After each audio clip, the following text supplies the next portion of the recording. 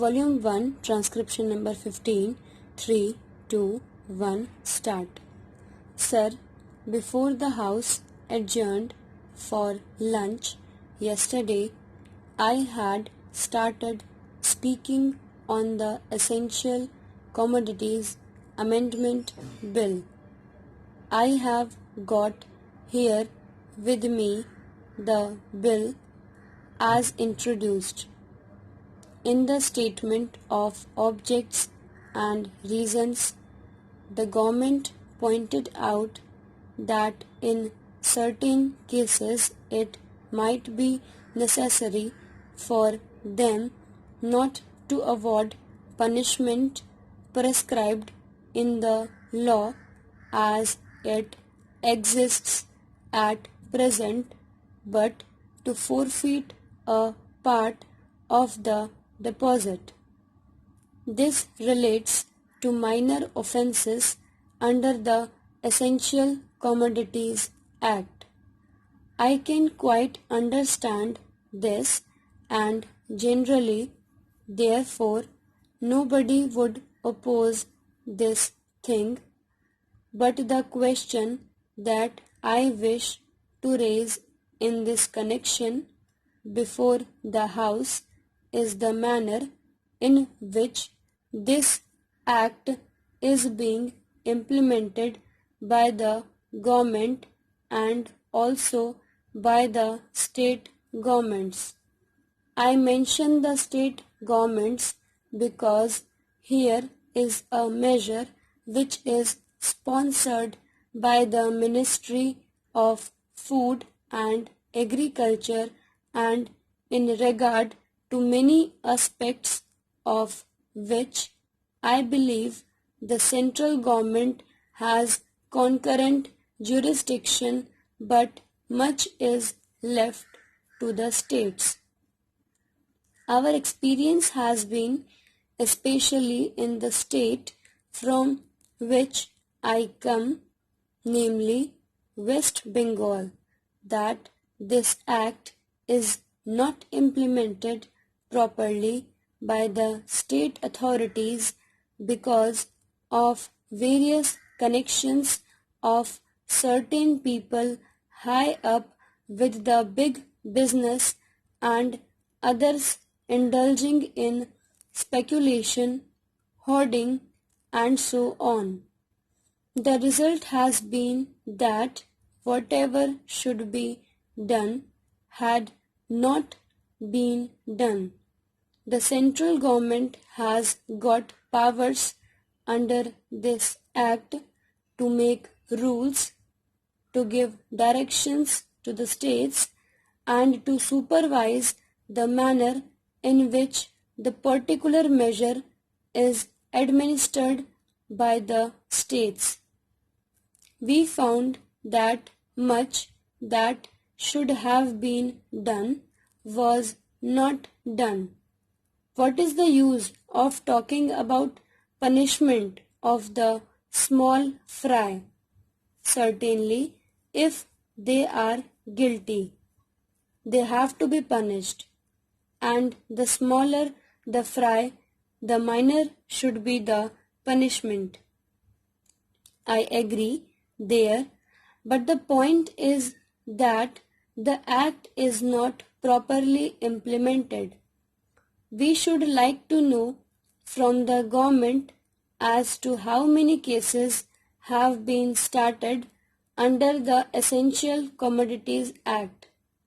We know that food grains had been hoarded, speculation had been indulged in, stocks had been removed from one state to another surreptitiously by unfair and illegal methods.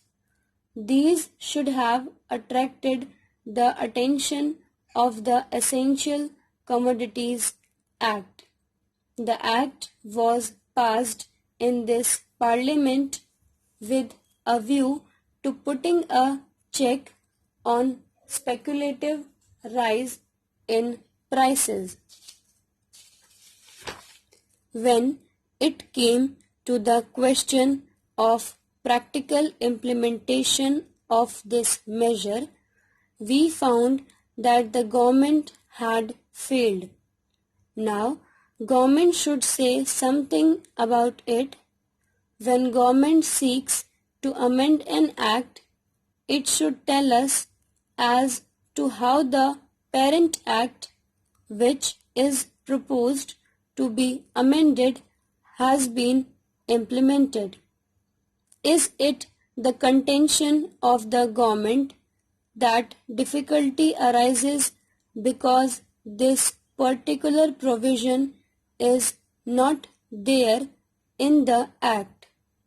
Are government in trouble because they do not know how to deal with the smaller fries?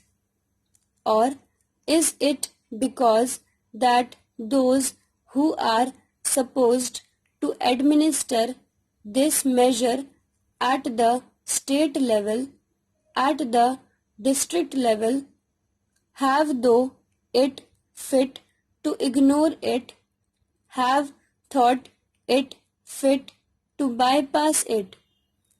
If any measure of the central government was needed for controlling the price of food grains and ensuring the supply of essential commodities to the community, it is the Essential Commodities Act.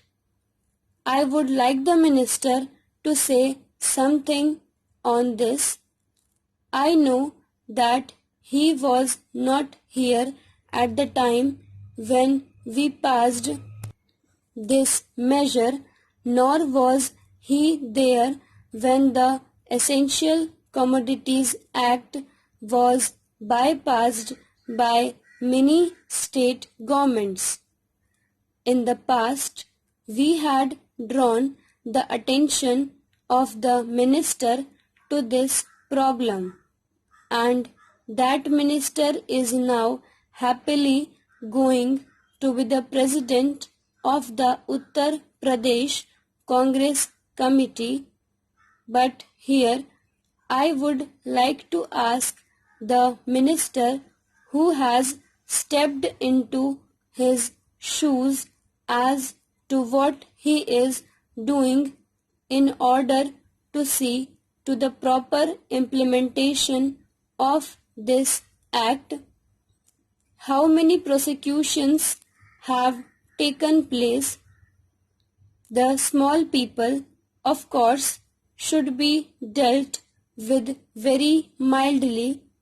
I agree and I support the measure, but taking the law as it is today without this amendment, it empowers government to deal very effectively so far as the provisions of the law go with the big traders, wholesalers and profiteers.